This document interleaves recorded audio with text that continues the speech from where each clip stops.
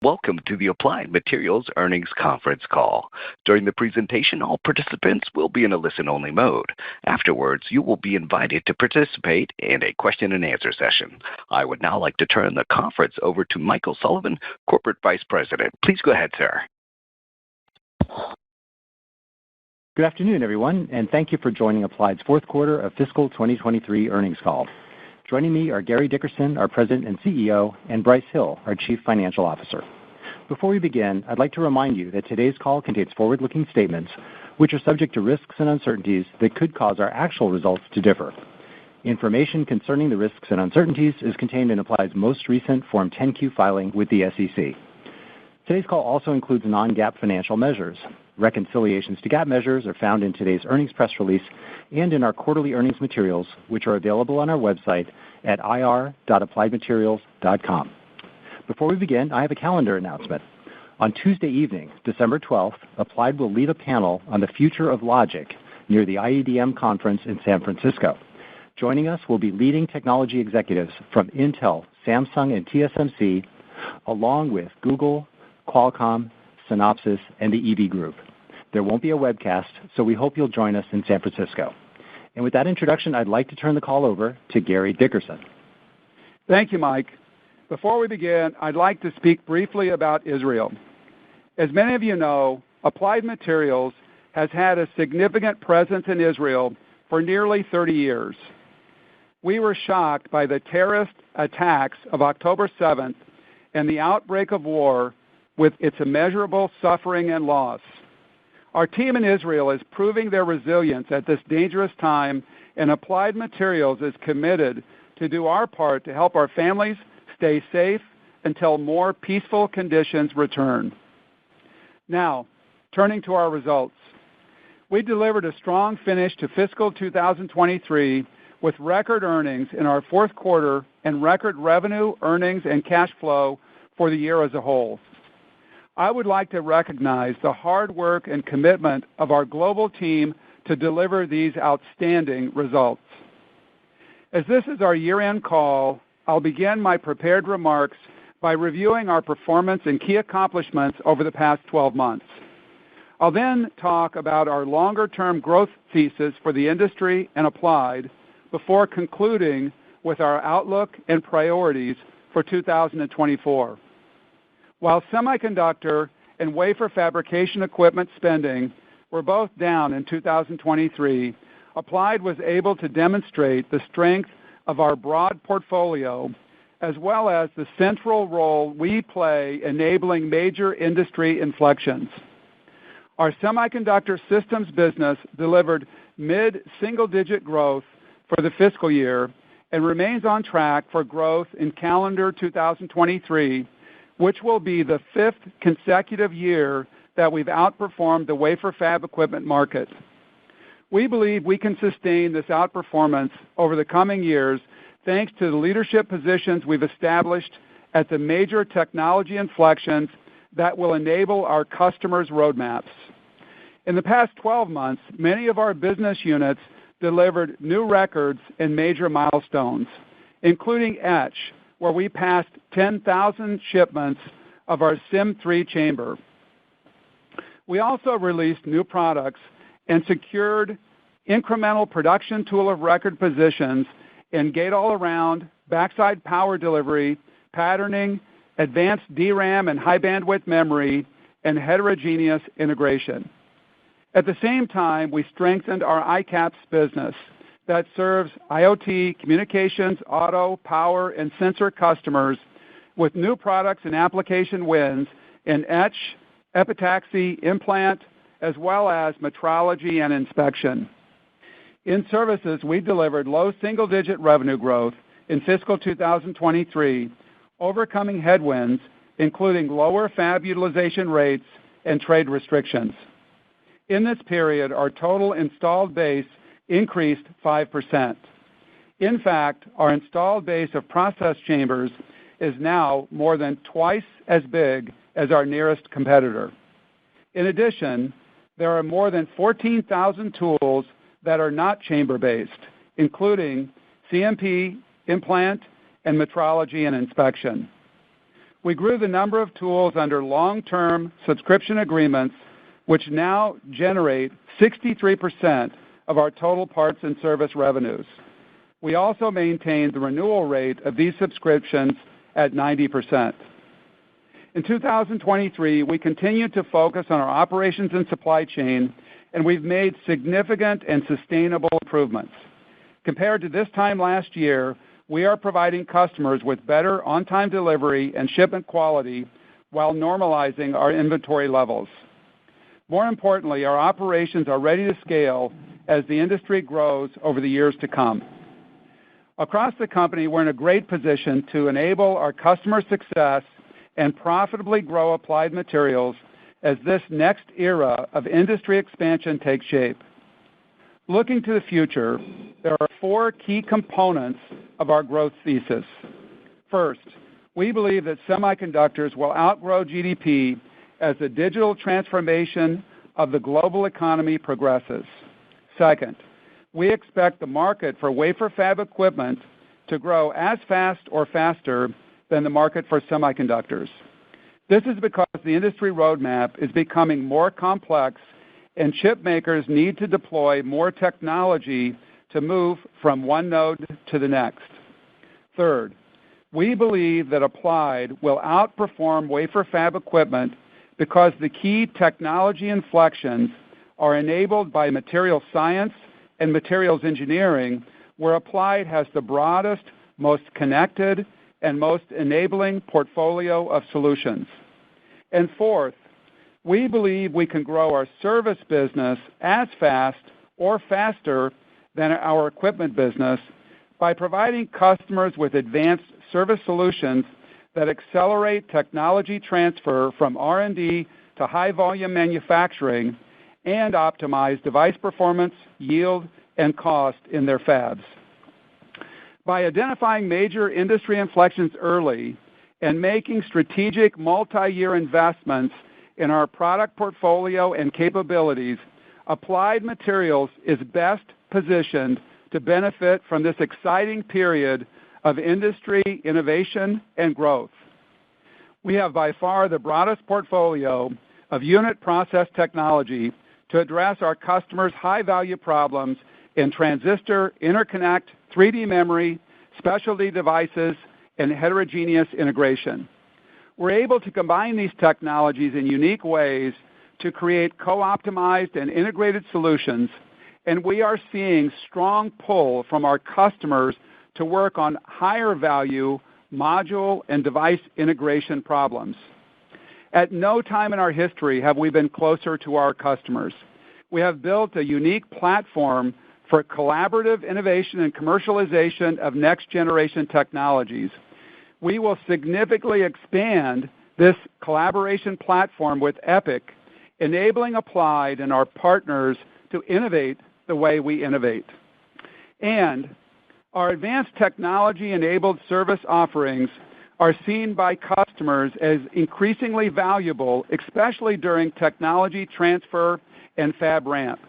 These advanced services also provide growing subscription revenue streams for Applied. Moving to our near-term outlook and priorities for the year ahead, while we are mindful of the complex macroeconomic and geopolitical environment, we see demand for Applied's products remaining robust with some changes within the mix.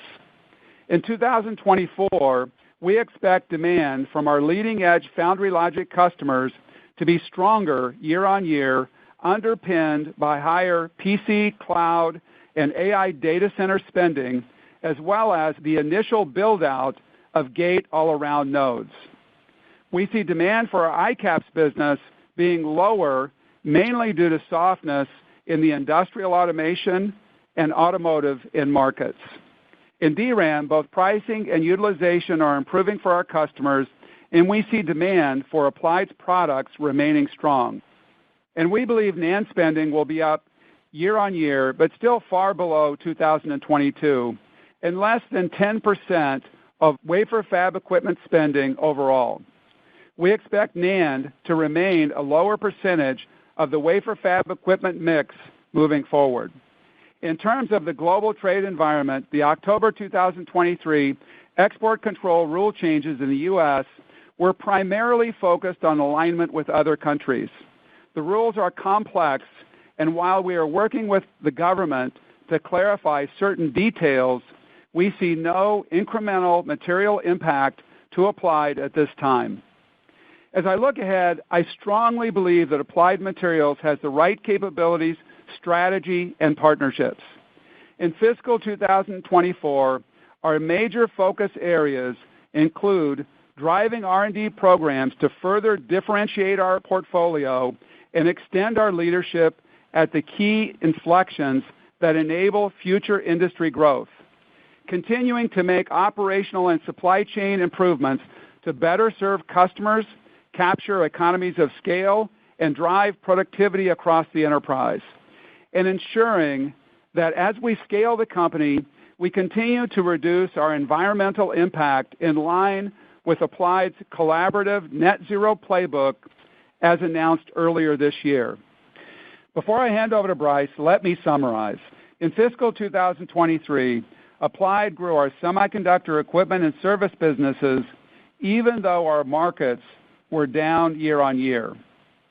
For calendar 2023, we're on track to outperform the wafer fab equipment market for the 5th year in a row. We believe this outperformance is sustainable thanks to our strong positions at all the key industry inflections, the strength of our customer collaborations, and growing demand for our advanced services. And we remain positive about our long-term growth opportunities where we expect semiconductors to grow faster than GDP, wafer fab equipment to grow as fast or faster than semiconductors, Applied to outperform the wafer fab equipment market, and our service business to grow as fast or faster than equipment sales. Now, I'll hand over to Brice. Thank you, Gary. I'd like to start by thanking our teams for delivering record results this year and for making sustainable operational improvements in our inventory management, manufacturing linearity, and on-time delivery performance. On today's call, I'll summarize our results for the fiscal year and Q4, as well as provide our guidance for Q1. Before going into the results, I'll share my perspective on our unique business model and how it creates attractive returns for our long-term shareholders. Applied creates value by directing nearly $3 billion of annualized R&D into one of the most important markets of the world, semiconductors.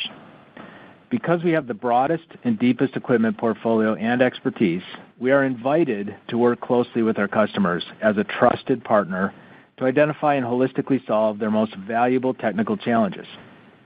Our R&D spending helps customers modify materials at atomic levels and on an industrial scale to deliver better semiconductors and end products for strategic growth markets like artificial intelligence. Our unique relationships with our customers provide us with insights into end market and technology roadmap trends and allow us to focus our spending on projects that have a high probability of commercial adoption and strong financial returns. As a result of the R&D invested in our customer success, we now have line of sight to market share leadership and growth across the key semiconductor manufacturing inflections, including gate-all-around, backside power, heterogeneous integration, high bandwidth memory, and 3D DRAM. The strategies we use to help solve challenges in leading-edge logic and memory are also being deployed in the ICAPS markets, where our growth in 2023 more than offset weakness in NAND and leading-edge logic. ICAPS is also a strategic growth market fueled by powerful trends like edge computing and renewable energy. Applied's focused and effective R&D investments have led to fantastic results for our shareholders. Over the past 10 years, we've grown revenue at a compound rate of over 13%, non-GAAP EPS at nearly 30%, and free cash flow at 33%. We've increased our quarterly dividend per share at a compound rate of more than 12% over this period, and earlier this year, we announced our belief that our free cash flow can support doubling our previous dividend per share over the next several years. Looking ahead to the next 10 years, we expect semiconductors to grow faster than GDP. We expect the equipment market to grow as fast or faster than semiconductors due to increasing technical complexity. We expect Applied's equipment business to outgrow the market due to our strong portfolio of products and solutions that are squarely targeted at the highest value inflections. And we expect our services business to grow as fast or faster than our equipment business as we help our customers generate increasing value from the industry's largest installed base of more than 48,000 tools. Next, I'll summarize our fiscal year results. On a year-over-year basis, revenue increased nearly 3% to a record $26.5 billion. Non-GAAP gross margin increased 20 basis points to 46.8% as our value-based pricing and cost improvement actions more than offset the impact of inflation. Non-GAAP OpEx increased 13% to $4.69 billion, with the majority of the increase in R&D. Non-GAAP operating profit declined 2% to $7.72 billion, and non-GAAP operating margin decreased 140 basis points to 29.1%. Non-GAAP EPS increased 4.5% to $8.05 per share. We generated record operating cash flow of $8.7 billion and record free cash flow of $7.6 billion. Shareholder distributions were approximately $3.16 billion. We paid $975 million in cash dividends and used approximately $2.2 billion to repurchase 18 million shares at an average price below $123 per share. We remain committed to returning 80 to 100% of free cash flow to shareholders over time and returned 87% over the past 3 years. Now I'll summarize our Q4 results. On a year-over-year basis, net sales of $6.72 billion were slightly lower. Non-GAAP EPS rose 4% to a record $2.12. Non-GAAP gross margin increased 130 basis points to 47.3%, and non-GAAP OpEx grew 8.8% to $1.19 billion, with around two-thirds of the increase in R&D. Turning to the segments, Semi Systems revenue declined 3% year-over-year to $4.88 billion, and segment non-GAAP operating margin was flat at 36.9%. For the full year, Semi Systems grew revenue by 5% and outperformed the market, delivering record net sales overall and in foundry logic, as well as in implant, packaging, metal deposition, and CVD. Applied Global Services revenue grew 4% year-over-year in Q4 to a record $1.47 billion, and segment non-GAAP operating margin grew 100 basis points to 29.3%. For the full year, AGS revenue increased 3%, demonstrating how the underlying growth drivers of the business more than compensated for the trade restrictions enacted in October of 2022, along with fab utilization rates that declined over the past year.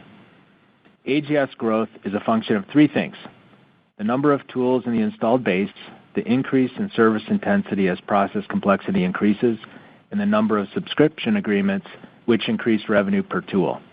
In 2023, we increased the installed base by 5%, and we increased the percentage of tools under service agreement by 3 percentage points to 16,600.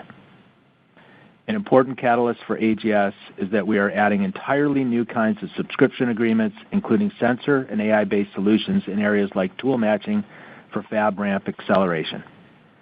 In Q4, we signed a unique environmental services agreement under which a large number of process tools and sub-fab resources are connected to Applied eco-efficiency hardware and software products, all delivered as a service that helps our customers reduce electricity consumption and carbon emissions.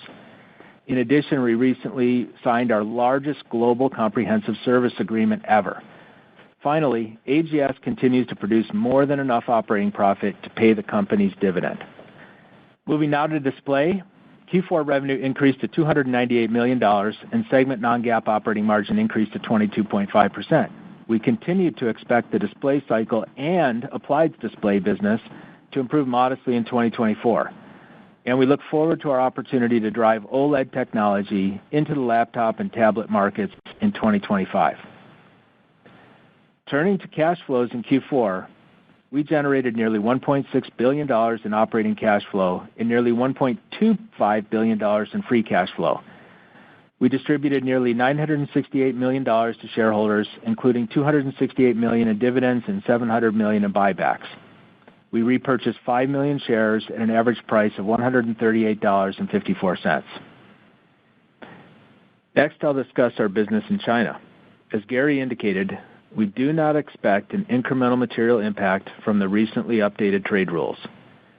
Our business in China grew as expected in Q4, largely due to an increase in trailing-edge DRAM shipments that contributed close to $500 million in revenue. In Q4, our overall revenue in China was 44% of company sales. For the full year, revenue in China was 27% of sales, with semi-system sales in China composing 20% and AGS and display sales in China the remaining 7%. We believe equipment demand in China is likely to remain healthy for an extended period because China's domestic manufacturing capacity remains significantly below its share of worldwide semiconductor demand. In addition, while nameplate fab capacity is growing in China, effective capacity is likely to remain below industry averages for some time until product and process yields gradually improve. Now I'll share our guidance for Q1. We expect our revenue to be $6.47 billion, plus or minus $400 million, and we expect non-GAAP EPS of $1.90, plus or minus 18 cents. Within this outlook, we expect semi-systems revenue to be $4.7 billion, with ongoing strength in trailing-edge DRAM. We expect AGS revenue to be $1.46 billion, and display revenue should be around $235 million. We expect non-GAAP gross margin to be approximately 47% and non-GAAP operating expenses to be around $1.23 billion. We are modeling a tax rate of 13%. Thank you, and now, Mike, let's begin the Q&A. Thanks, Bryce. Our goal is to help as many of our analysts as possible. With that in mind, please ask just one question on today's call. If you have another question, please re-queue, and we'll do our best to come back to you later in the session. Operator, let's please begin. Certainly. Ladies and gentlemen, if you do have a question at this time, please press star 11 on your telephone. To remove yourself from the queue, simply press star 11 again. Our first question comes from the line of Stacy Raskin from Bernstein Research. Your question, please. Hi, guys. Thanks for taking my question. I'm sure you saw the news report that came out pretty much coincident with your earnings release from Reuters that talked about a potential investigation into your China shipments to SMIC. It also mentioned, though, that you have already disclosed in October 22 a potential subpoena. I was just wondering, can you tell us, what is going on here? What have you actually disclosed around potential legal issues related to your shipments in China around the export controls at this point? And I don't know what you can comment on this report or not, but any comment that you might have on the news article would be helpful. I don't think you had much time to put it in the script. Stacy, hi. It's Bryce. Thanks for the question. We did disclose last year in our K that we received a subpoena from the U.S. Attorney's Office, and they were requesting information related to certain shipments to China. What we would say is we're fully cooperating with the government on this matter, and of course we remain committed to complying to all of the trade rules. And as you can imagine, because this is an ongoing legal matter, we can't add to any of the comments that are out there at this point, but it's been a regular disclosure for us. So there's nothing new, though? This is all related to whatever was already going on? Yeah, I just can't add any comment to this, but yes, we did disclose this last October, I believe. Got it. Thank you. Thank you. One moment for our next question. And our next question comes from the line of Vivek Arya from Bank of America. Your question, please. Thanks for taking my question. You mentioned that you expect China demand to stay healthy, and I'm trying to understand what that means because you did have these incremental DRAM shipments. So I guess the first specific question is, what are you assuming for those DRAM shipments in your January quarter outlook? And should we understand from your China strength comment that your China sales conceptually could stay at least flattish next year, or could they even grow? Just high level, what does stay strong mean to you as it comes to the sales impact in fiscal 24? Hi, Vivek. Yeah, so for Q1 in particular, as you highlighted, we did see elevated shipments to China in Q4. It was 44% of our sales mix. In Q1, we expect it to be elevated again. We'll continue to ship DRAM products at a high level in Q1. And when we think about the mix for China for the rest of 24, we're not ready to give a guide yet, but most of this business is ICAPS business. And, it's been very strong growth for 22 and 23 for us. For 24, we expect it to be still strong. It may not be as strong as it was in 23, but China's the largest component to that. So again, we're not ready to guide that, but in our Q1 guide, you'll still see an elevated mix for China. Hi, Vivek. This is Gary. Just also what Brice said on the prepared remarks was for the full year, China was 27%. Actually, it's down a little bit, but really pretty much same zip code as it was in the previous year.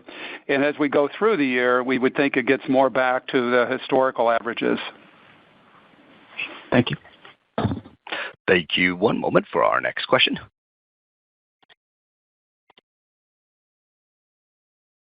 And our next question comes from the line of Chris Caso from Wolfe Research. Your question, please. Yes, thank you. Just another question on the ICAPS, just unpacking some of what you said. So perhaps you could talk to the non-China part of the ICAP business. It sounds like that's where you're seeing a little bit of incremental weakness, again, in line with some of your customers. And then I guess along with that, with what you just said, is China coming back to the historic averages, is that a function of, just other business growing as opposed to China going down? Okay, thanks, Chris. On the second part, I think the reason China comes back to its normal averages around 30% is just because the elevated DRAM shipments will normalize after Q1. So we had high DRAM in Q4. We expect that in Q1, and that should slow down after that, and it'll be mostly ICAPS business again.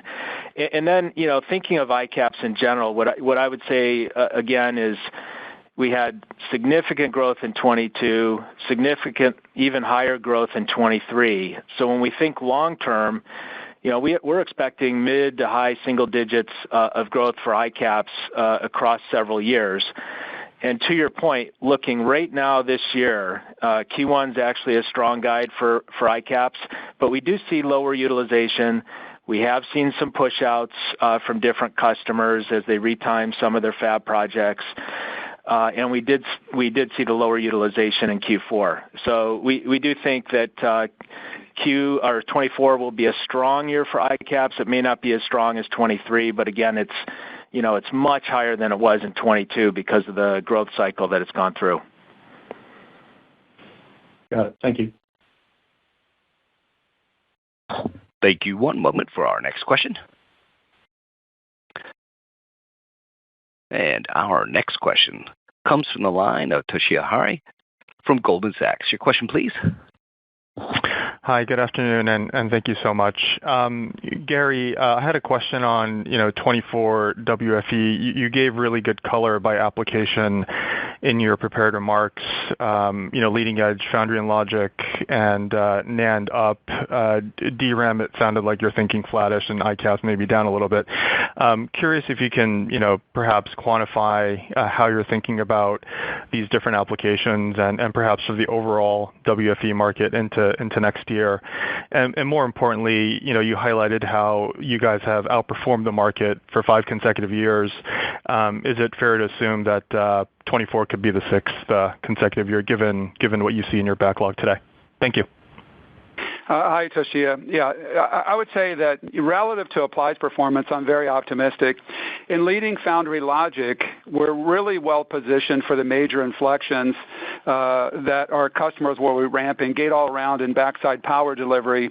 Gate-all-around will see some revenue in 24, but that's going to be ramping more significantly in the future years.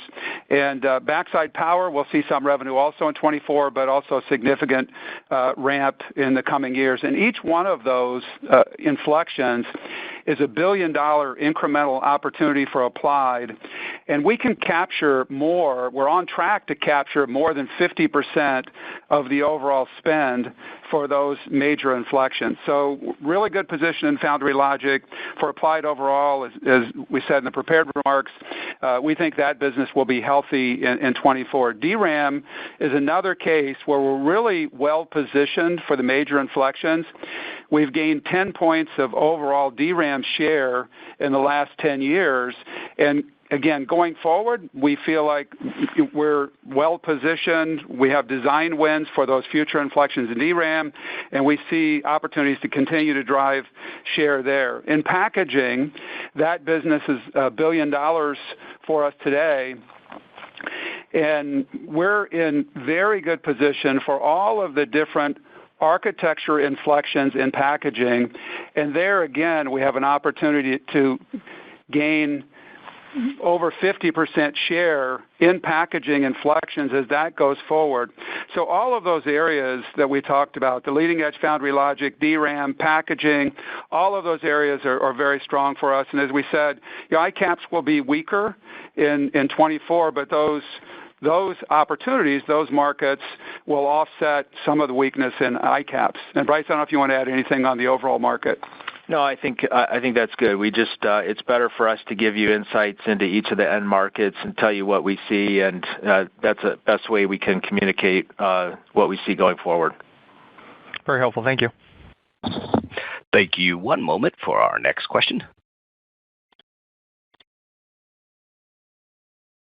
And our next question comes to the line of Krish Sankar from TD Cowen. Your question, please. Hi, thanks for taking my question. This is Stephen calling on behalf of Krish. I guess a question I have is on gross margins. Just given the comments about normalization of China revenues in coming quarters and also sort of the ICAPS dynamics, what are sort of the slightly longer term or medium term implications to gross margins if the mix of China goes down? Thank you. Hi, Krish. Hi, thanks for the question. Yeah, thank you. So for gross margins, first I would say to investors, we're still committed to what we had modeled, although we delayed it for a year. So we're modeling 48 to 48.5%. That's what we're committed as an interim goal to raising our margins. As you highlighted, in Q4, we had 47.3%. It was buoyed by the 44% mix of China. If you strip that away, it's probably 100 basis points worth of uplift. Last quarter, we highlighted that our underlying gross margin today, if not benefited or impacted by something specific in the market, is probably 46.6 or 46.7. And we do expect to make gradual improvements toward that goal in 2025 as we move forward. That'll be primarily, continued progress in value pricing as we work to offset high inflation impacts across all of our expenses, and then cost reductions. Great. Thank you so much.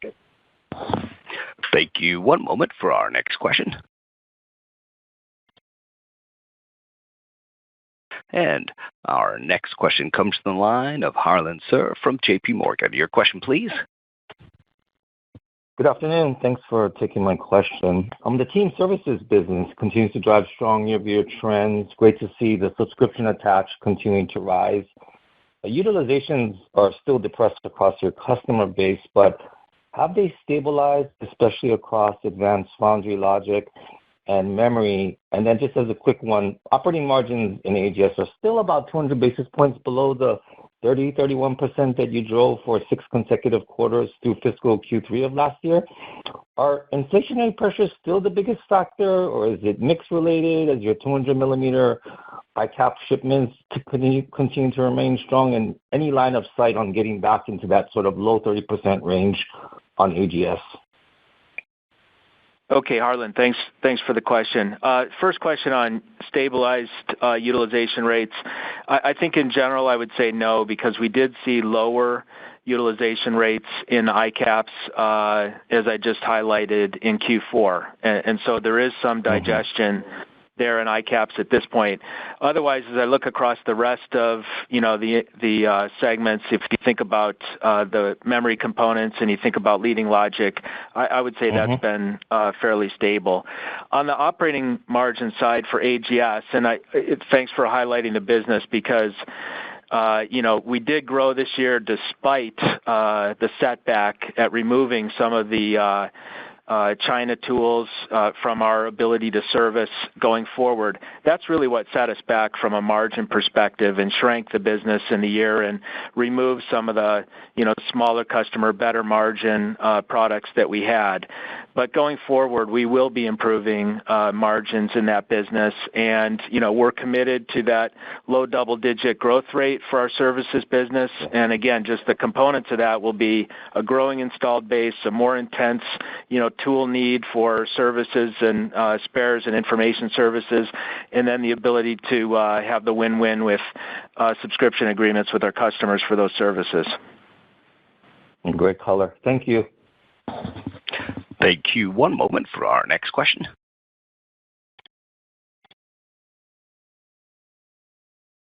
And our next question comes from the line of Srini Pajjuri from Raymond James. Your question, please. Thank you. My question is on ICAPS as well. Gary, I think in the past you talked about ICAPS being about half of your business. And given the slowdown you're expecting, a couple of things. I guess you talked about China slowing down a bit in the short term. How do you see the non-China ICAPS business over the next 12 months? And, where do you see ICAPS versus the other business mix, I guess, exiting, let's say, fiscal 24? Thank you. Hi, Srini. Thanks for the question. So ICAPS is half of the total foundry logic business. So historically, it's been in that zip code. So foundry logic is about a third, ICAPS is about a third, memory is about a third, with the compute memory DRAM being stronger than storage memory NAND. So that's the mix.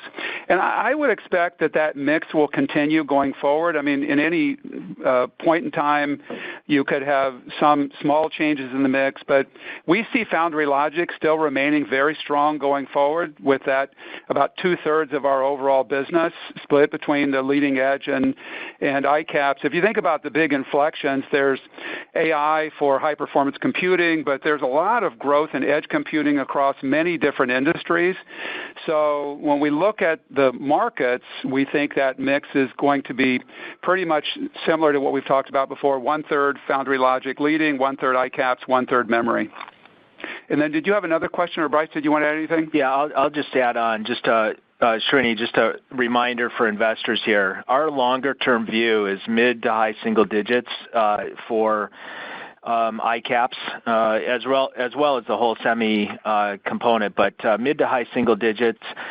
And we do expect that to be consistent for China. We do expect that to be consistent for non-China. And we saw, as we communicated in our prior quarter, we did see several geographies growing faster than China. So this is definitely a global market, not just a China market.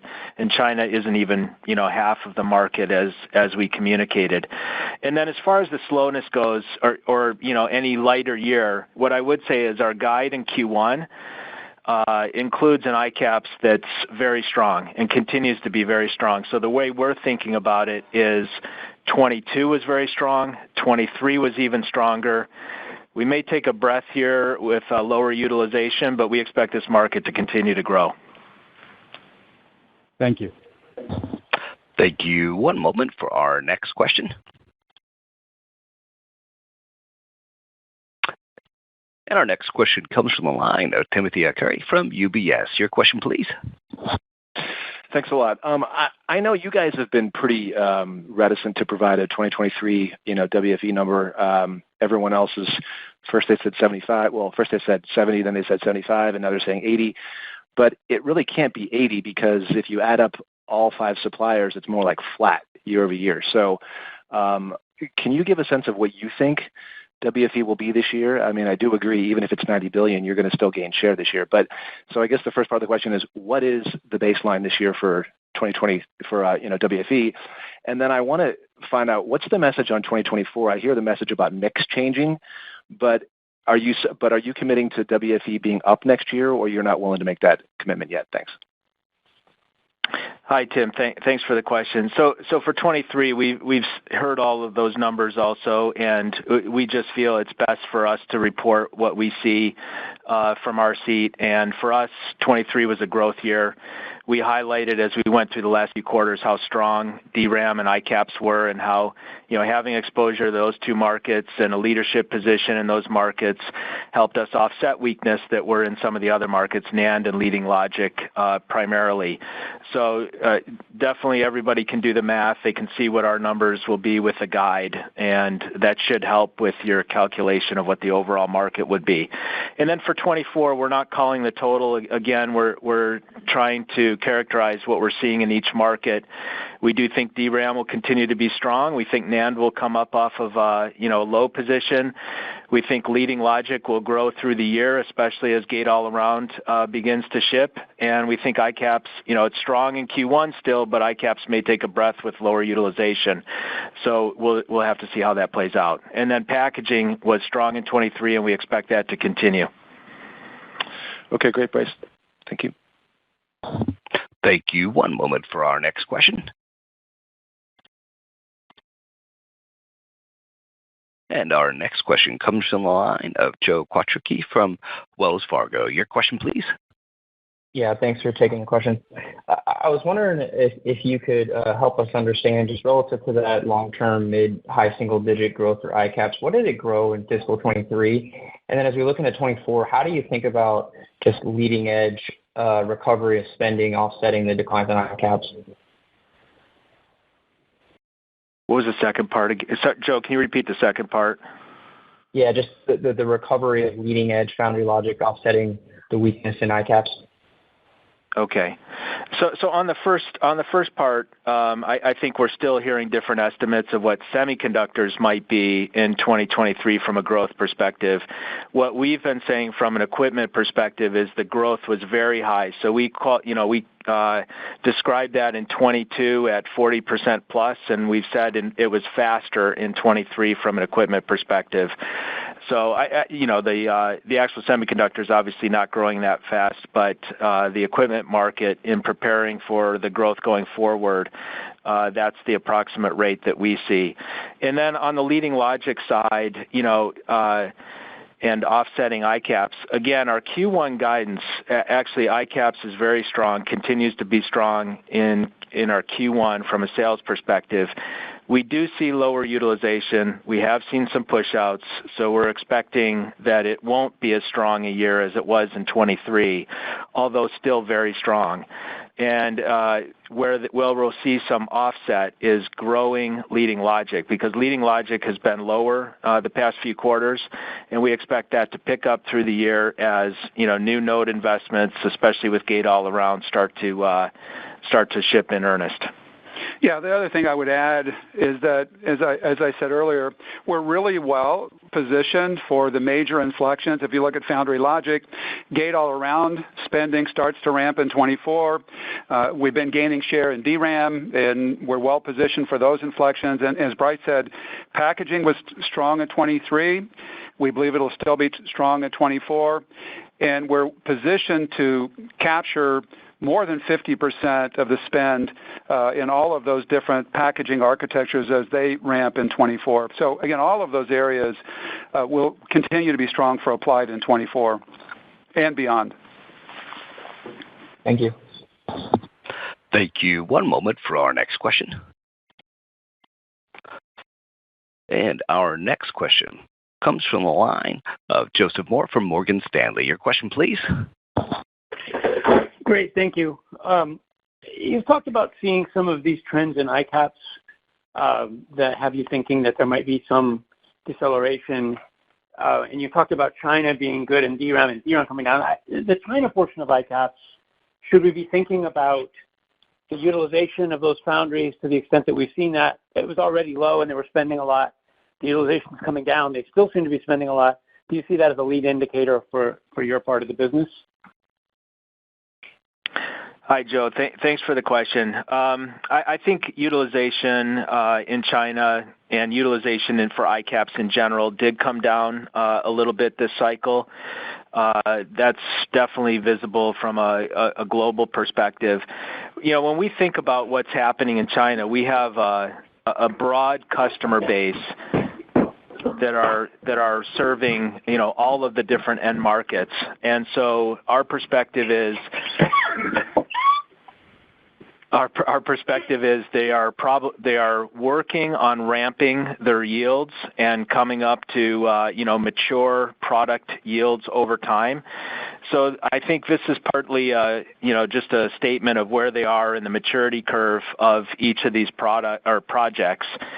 When we think about the market as a total, it's a long list of customers. It's a number of fab projects, that are being installed across the country. We think about the total capacity that's being put in place and the goal of being self-sufficient from a chip production perspective, and they're a long way from that, but we think they're committed to that as a whole. They have incentives in place to do it, so we view that market will be a stable part of our portfolio going forward. Yeah, Joe, this is Gary. Also, as Bryce said, if you look at the efficiency of the spending, it's going to be less, especially with those new customers for many years. So the wafer starts versus the output, the yields are going to be much less from a device standpoint. So again, that's going to impact the overall output, and we think, again, the gap there with their domestic demand will keep that market healthy for a number of years. Yeah, Joe, and just to finish my thoughts, sorry, I missed one point. We do think the lower utilization, and we've seen some push-outs in the ICAPS business. This is a global statement. We do think that that's a signal that it'll be slightly less than the roaring growth we've seen the last 2 years, and that's why we're saying it'll be a strong year. It just won't be as strong as what we saw in 22 and 23. Thank you. One moment for our next question. And our next question comes from the line of Sidney Ho from Deutsche Bank. Your question, please. Great, thank you. I want to double-click on the comments on your DRAM business. If I just look at your semi-systems revenue for DRAM this year, it's tracking to grow 10 to 20% and even exceed the last peak year in 21, but the market is still down quite a bit. The question I have is, how much of this outperformance comes from the market being maybe a lot better than we thought versus maybe share gains that you may have? Are you seeing anything structural that drives the capital intensity of that DRAM business to be higher? And my last part of it is just to clarify, you talked about expecting demand for your DRAM products to remain strong, which I assume means roughly flat in 24. Is that also true for the DRAM market in terms of WFE spend? Thanks. Yeah, thanks for the question, Sidney. So, we do think the DRAM business was strong this year, partially strong because of some of the shipments to China customers where the process they're running was recently clarified to be within the rules, within the allowed trade rules. So that's a partial explanation, but I think when we think of that market, we think that it's actually looks like a normal year, even without those China shipments, that the DRAM market was fairly strong from an equipment perspective. And that matches, recent years where a lot of the spending is technology upgrades, not necessarily new capacity, and we expect that to continue over time. Yeah, Cindy, just talking with customers, certainly the forecast from them for compute memory is stronger than storage memory. And if you look just at one example on an AI server, the DRAM content there is much higher than an industry standard server. So again, I've spent a lot of time on the road this last 3 months, and the customers are pretty optimistic about DRAM longer term and compute memory demand. Thank you. Thank you. One moment for our next question.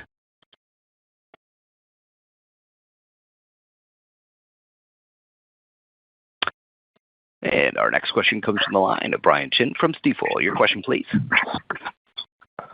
Hi there. Good afternoon. Thanks for letting us ask a question. One of your peers recently stated that AI could account for $6 billion of WFE next year.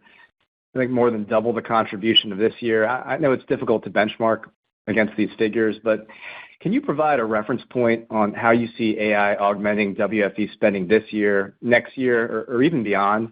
And just kind of maybe a two-parter, but just a clarification. But advanced foundry logic spending, it's clearly dipped in calendar second half, but tying in your earlier comments, it sounds like you expect foundry logic to improve off these lower levels in calendar first half of next year. Is that correct?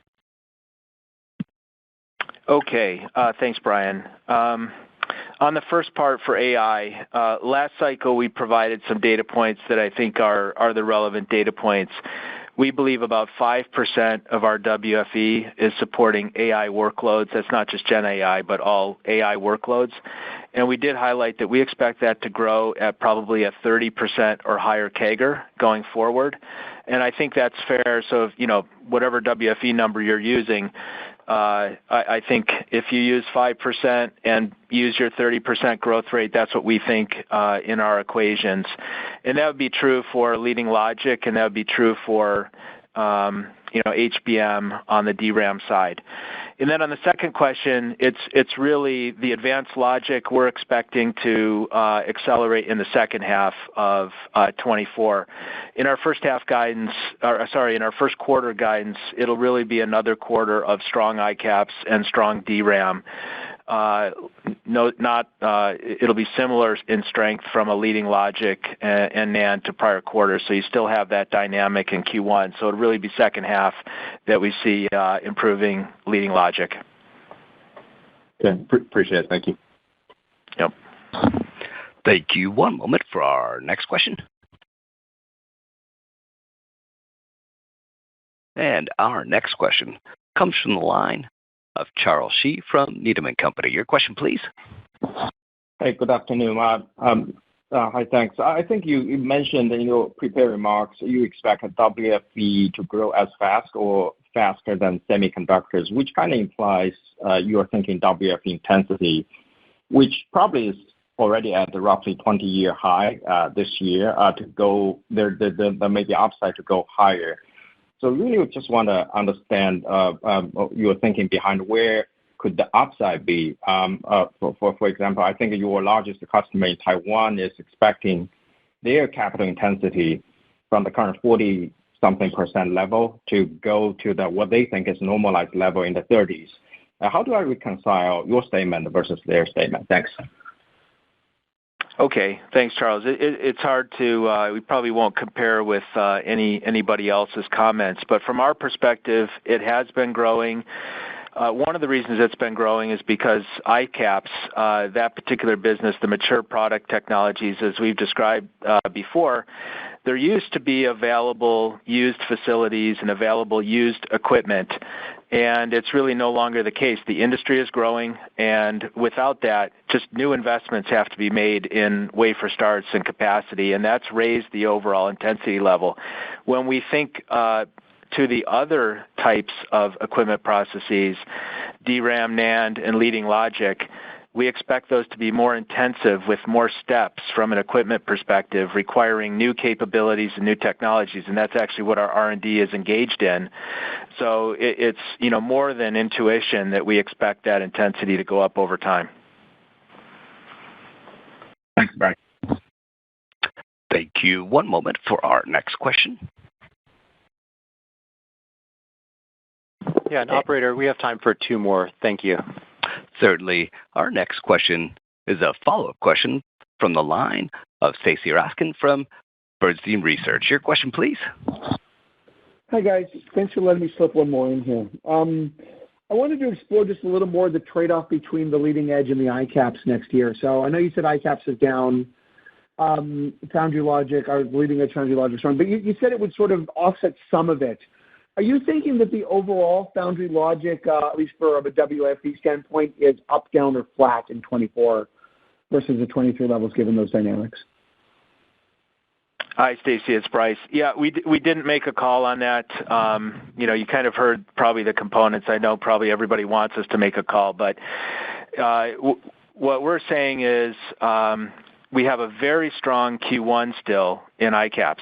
The dynamics in Q1, assuming things play out as we're forecasting, will be similar to Q4. You'll have a strong DRAM market. You'll have a strong ICAPS market. But we know that there have been some push-outs, and there is lower utilization in ICAPS. So we're expecting that market to not be the same, as strong as it was in 23. When we flip and look at leading logic is weak in Q4 and it's weak in Q1 also, that same dynamic. And we know that new technologies will be ramping, including gate-all-around. So we're expecting that to help throughout the year. Whether that's bigger or smaller than, whatever happens with ICAPS, we can't tell yet, but we'll just have to let that play out. It sounds like neither one is dominating over the other, though. Is that a fair way to characterize it? Yeah, I don't think you can it's not easy to make a call at this point. Yeah, got it. Thank you. Thank you. Thank you. Then our final question. One moment for our final question. And for our final question, we have the line of Jed Dorsheimer from William Blair. Your question, please. Hi, thanks, and thanks for letting me squeeze one in here. Quick two-part. I just want to confirm the push-outs that you started to see in ICAPS. Can you comment on the end market? Was that auto-related? And then second, the investigation, I know you don't want to get into any detail or can't there, but it seems like that's also in the ICAPS. Can you confirm those two? Thanks. Yeah, on the second, Jed, thanks for the questions. On the second, I just can't add any commentary to what we previously discussed with respect to the legal matter. On the first one, there's definitely mixed inventory situations and mixed reports on all the different ICAPS markets. Actually, where we would point as probably being the slowest at this point is industrial. Just to add a comment for you, on the auto side, I would say that it may be slower from a unit perspective, but because of the density of chips in EVs and even newer cars, we're not expecting much weakness in the auto market. So I guess that's the way I would think of that. Great. That's helpful. Thank you. Thank you. Okay, thanks, Jed, for your question. And Bryce, with that, would you like to give us your closing thoughts? Thanks, Mike. From a year-end and closing perspective, I really like the sustainable operational progress our teams have made. Our semi-systems business grew in a down year, and our services business also had a record year, proving its resilience just like it did in 2019. The R&D investments we've been making in collaboration with our customers put us in a great position for the next wave of inflection spending. We now have a line of sight to market share of over 50% across gate-all-around, backside power, and advanced packaging. At the same time, we're increasing gross margins and generating strong free cash flow, and this sets us up for increasing shareholder distributions. I hope I get to see many of you at the Wells Fargo conference in Southern California. In the meantime, for those of you in the U.S., we hope you enjoy a safe and happy Thanksgiving. Now, Mike, thank you, and let's close the call. All right, great. Thanks, Bryce. And we'd like to thank everybody for joining us today. A replay of today's call is going to be available on the IR page of our website by 5 o'clock Pacific time. Thank you for your continued interest in Applied Materials. Thank you, ladies and gentlemen, for your participation in today's conference. This does conclude the program. You may now disconnect. Good day.